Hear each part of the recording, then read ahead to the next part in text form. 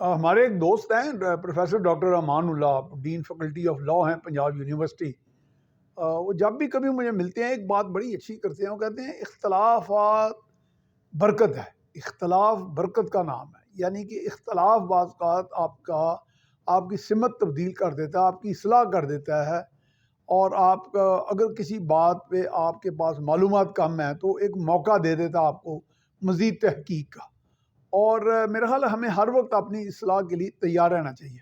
میرے بڑے اچھے دوست ہیں شہباز انور خان، بڑے سینئر جرنلسٹ ہیں اور بڑے اچھے شاعر ہیں ماشاءاللہ، اور حصہ مزاح بھی ان کی، اور جب بھی ہم آپس میں ملے تبادلہ خیال بڑے اچھے انداز میں، بردباری، تحمل، محبت، خلوص کے ساتھ۔ اور یعنی ان کے مزاج میں وہ چیز نہیں ہے کہ کسی کو نیچا دکھانا۔ میری انہوں نے اصلاح بھی کی میری ایک ویلاگ پہ، تو مجھے خوشی ہوئی بہت، کیونکہ میں نے اس میں کہہ دیا تھا کہ لیول پلینگ فیلڈ جو ہے وہ اسٹیبلشمنٹ کا اشیر بات ہے۔ تو یہ ہم اپنے یہ جو سفر ہوتا ہے نا، سفر صحافت، یہ تجزیہ کاری کا سفر، اس میں بہت سی چیزیں ہم سمجھتے ہیں، دیکھتے ہیں، ایک دوسرے سے پوچھتے ہیں، کچھ تحقیق بھی کر لیتے ہیں، کچھ سطحی بھی ہوتی ہیں باتیں، کچھ فرسٹ امپریشن بھی ہوتا ہے، ایک پہلا تاثر، عمومی تاثر، اس کو کیچ کرا کے، چونکہ یہ ایک ریٹ ریس، ایک مقابلہ بازی ہے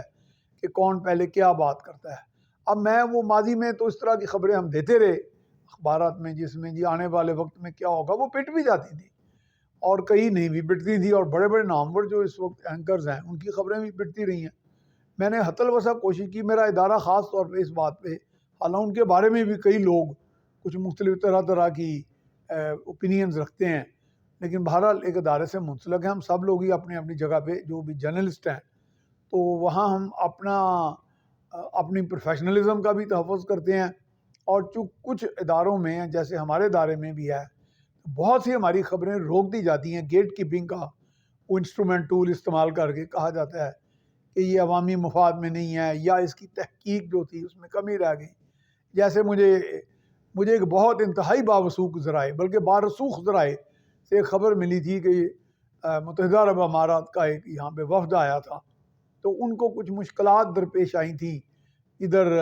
ہمارے ہاں شہری ہوا بازی کے محکمے میں، جس میں وہ اپنے جہازوں کی لینڈنگ کا وہ کرنے آئے تھے، اور کچھ پرابلمز تھے بہرحال۔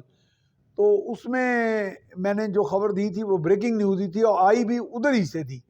یعنی انہی ذرائع سے، عرب ذرائع سے۔ لیکن وہ میرے باس نے جب وہ دیکھا، پڑھا، اور وہ باہر ہی بیٹھے ہوئے تھے، ان کا بھی انہی ذرائع میں سے کسی ایک بڑے عہدیدار کے ساتھ رابطہ ہوا، تو انہوں نے کہہ دیا کہ جی یہ خبر غلط ہے، ہمارا وفد واپس ضرور آ گیا ہے۔ میں نے کہا تھا کہ میرے سورسز کے مطابق وہ میری خفیہ اطلاعات کے مطابق وہ ناراض ہو کے واپس لوٹے۔ یعنی ایک بات انہوں نے میری تسلیم کر لی، دوسری انہوں نے کہا کہ نہیں، اب چونکہ اخبار یا میڈیا ہاؤس کا جو بڑے ہوتے ہیں، جو اس کے بڑے ہوتی ہیں میں ٹاپ مینجمنٹ، انہوں نے ساری چیزوں کو دیکھنا ہوتا ہے۔ مجھ پہ اگر اعتماد کرتے بھی ہیں ایز اے سینئر رپورٹر یا ایز اے سینئر جرنلسٹ، تو انہیں ان کی بات پہ بھی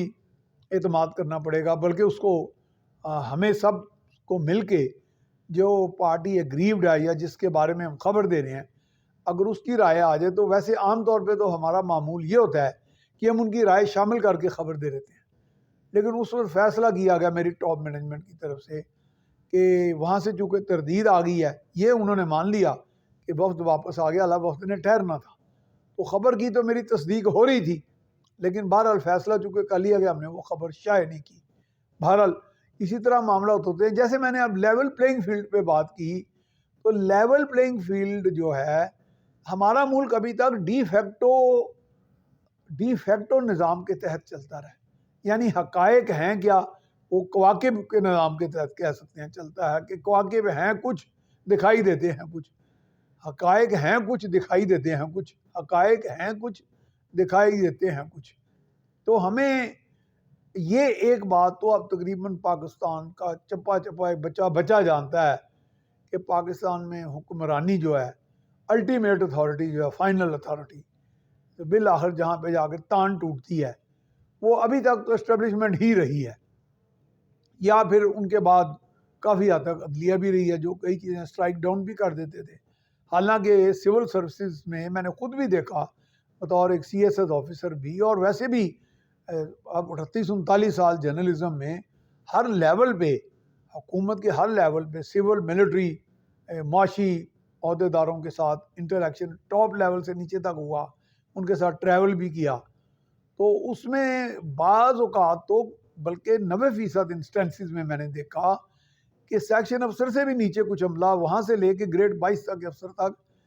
فائل جو ہے اس کی مت مار دی جاتی ہے، اتنا گھوم پھر کے پھر لا ڈویژن جاتی ہے، وہاں بھی ہوتا ہے، لیکن اچانک پتہ چلتا ہے کہ اتنے آفیسر جو قانون سے اتنا گھبراتے تھے، ان کے تمام یہ فائل کے اوپر جو کھپ کھپانا ہے اور یہ جتنی خجل خواری ہے وہ یک جنبش قلم عدلیہ کی طرف سے وہ رد کر دی جاتی ہے کہ جناب آپ نے تو قانون کی تشریح صحیح نہیں کی۔ اس میں کبھی کبھی مجھے خیال آتا ہے کہ پھر اتنا بڑا ڈھانچہ رکھنے کی ضرورت کیا ہے، وہاں پہ عدالتی ڈھانچہ ہی ایک دے دیں، اسی کو ہی دے دیں، وہ ویسے بھی ہر جگہ مداخلت کر لیتے ہیں، کرتے رہے ہیں، اب شاید نہ کرتے ہوں کچھ عرصے کے لیے۔ تو یہی تقریباً حال ہمارے ہاں اسٹیبلشمنٹ کا رہا ہے۔ تو جب میں نے کہا کہ میں یہ کہہ رہا ہوں کہ میں نے 3 بڑی پارٹیوں کو فوکس کیا، پیپلز پارٹی، پاکستان مسلم لیگ نون اور پی ٹی آئی۔ اب یہ ان میں کوئی بہت بڑی ہے، کوئی کم بڑی ہے، کوئی سب سے کم بڑی ہے، کہنے کا مقصد ہے کہ یہ بڑی پارٹیوں میں شمار ہوتی ہیں، یہ تو اس پہ تو مجھے بحث کرنے کی ضرورت نہیں نا، یہ آپ کو خود ہی سمجھ آ جائے گی جو بھی سن رہا ہے۔ تو یہ تینوں بڑی پارٹیاں لیول پلینگ فیلڈ مانگ رہی ہیں، چلو نون لیگ تو شاید نہیں مانگ رہی کیونکہ ان کو مل گیا، لیکن وہ مانگ کسے رہی ہیں؟ میرے دوست شہباز کہتے ہیں کہ وہ الیکشن کمیشن سے مطالبہ ہے کہ فری اینڈ فیئر الیکشن کرائیں۔ ہاں یہ ضرور ہے کہ ڈسکا میں جب دھند چھا گئی اور پھر کوئی اس طرح کا اور کوئی ولیمے کے ساتھ معاملات کیے گئے تو الیکشن کمیشن نے پاکستان کی تاریخ میں شاید پہلی بار اسرٹ کیا اور پاؤں جما کے اور اس خرابی کی نشاندہی کی جو باوجود کی گئی کسی ایک پارٹی کو جتوانے کے لیے، اور شاید اس وقت پی ٹی آئی تھی جہاں تک مجھے یاد پڑتا ہے ڈسکا کے بائی الیکشن میں۔ اچھا بہرحال، اور خود بھی پی ٹی آئی کے چیئرمین بھی مانتے رہے کہ امپائر کی انگلی اٹھے گی۔ اب پاکستان کا تو میرا حال کوئی 5ویں جماعت کا بچہ بھی جانتا ہے کہ امپائر کی انگلی سے کیا مراد ہے۔ پھر آگے جا کے کئی بیان اس طرح کے آئے جس سے صاف پتہ چلتا تھا کہ وہ سہارا ہی ان کا لیتے تھے۔ عوام تو ٹھیک ہے ان کے ساتھ ہوگی، لیکن پھر اگر عوام ان کے ساتھ ہے پھر سہارے کیوں مانگتے ہیں؟ الیکشن کمیشن عوام کا کیا کر لے گا؟ عوام کو نیوٹرلائز کر دے گا؟ یہ بات ضرور ہے کہ میں نے یہ دراصل وہ چیز سامنے رکھی کہ جو میں سمجھتا ہوں کہ یہ تینوں پارٹیوں کے جو چیئرمین ہیں، کو چیئرمین ہیں، نمبر 2 لیڈرز ہیں، number 3، number 4، number 5 tier of leadership ہے، وہ جانتے ہیں کہ لیول پلینگ فیلڈ حقیقت میں کس نے دینا ہے، اور وہ ہے اسٹیبلشمنٹ۔ تو اس لیے میں نے کہا کہ یا تو کچھ پارٹیاں اپنے آپ کو مختلف کر کے دکھائیں۔ وہ ٹھیک ہے، مقبولیت کا ایک ایسا رولا پہ گیا، ایک وقت ہی پہ گیا کہ مقبولیت جو وہ منہ چاہتا ہے کہی جاؤ۔ جیسے آپ دیکھیں نا، 2 خواتین جرنلسٹ ہیں جنہوں نے یہ ایک بریکنگ نیوز کے طور پہ دی۔ ویسے تو بریکنگ نیوز بھی بعض اوقات کہیں سے آئی ہوتی ہے، کہیں فیڈ ہوتی ہے۔ آج ایک صاحب نے ایک کالم بھی لکھا کہ فیڈیا میڈیا اور اس طرح کر کے کہ جی کہیں سے فیڈ بھی ہوتی ہیں چیزیں، ظاہر ہے تو خبر آسمانوں سے تو کوئی بھی نہیں آتی نا۔ جیسے میں نے اپنی ایک ہماری بہت سینئر کولیگ ہیں، میرے سے سینئر تو نہیں ہے لیکن بہرحال جرنلزم میں بہت سینئر ہیں، رائٹر بھی ہیں، اور وہ مجھے پوچھنے لگیں کہ یہ کہاں سے خبریں آتی ہیں؟ تو میں نے ایسے عذرا تفنن کہہ دیا کہ ہمارے دفتر کے قریب ایک شملہ پہاڑی پریس کلب کے ساتھ پیچھے ایک بہت بڑا نلکہ ہے جہاں سے وہ ٹینکر بھرتے ہیں پانی، تو اس کے نیچے ہم کھڑے ہو جاتے ہیں، اوپر سے وہ نلکہ کھولتے ہیں تو خبریں ہمارے دماغ میں آنی شروع ہو جاتی ہیں۔ ہوتا تو یہی کچھ ہے۔ ویسے خبر جو ہے وہ زمین کھود کے تو نہیں ہم نکالتے، کوئی دیتا ہے، پھر اس کا جو مد مقابل ہوتا ہے اس کا حریف وہ آگے جا کے اپنا ورشن دیتا ہے، اس میں ایک اور خبر نکل آتی ہے اور یہ سلسلہ جنبانی چل پڑتا ہے۔ اصل میں یہ چیز ہے۔ تو یہ بھی چیز ہے کہ میں سمجھتا ہوں کہ ہمیں 30 سے 40 سال ہو گئے جرنلزم میں، لیکن جن کو 30 سے 40 سال چاہے ناکامی میں، چاہے کامیابی کی شکل میں، چاہے اقتدار میں، اقتدار کے باہر جنہوں نے یہ وقت گزارا ہے سیاست میں، انہیں بھی پتہ ہے کہ level playing field election commission سے بالاتر بھی ایک بالادست قوت ہے جس نے دینے ہیں۔ تو اس کا پھر میں نے بجائے اتنا لمبی بحث کرنے کے جو آج مجھے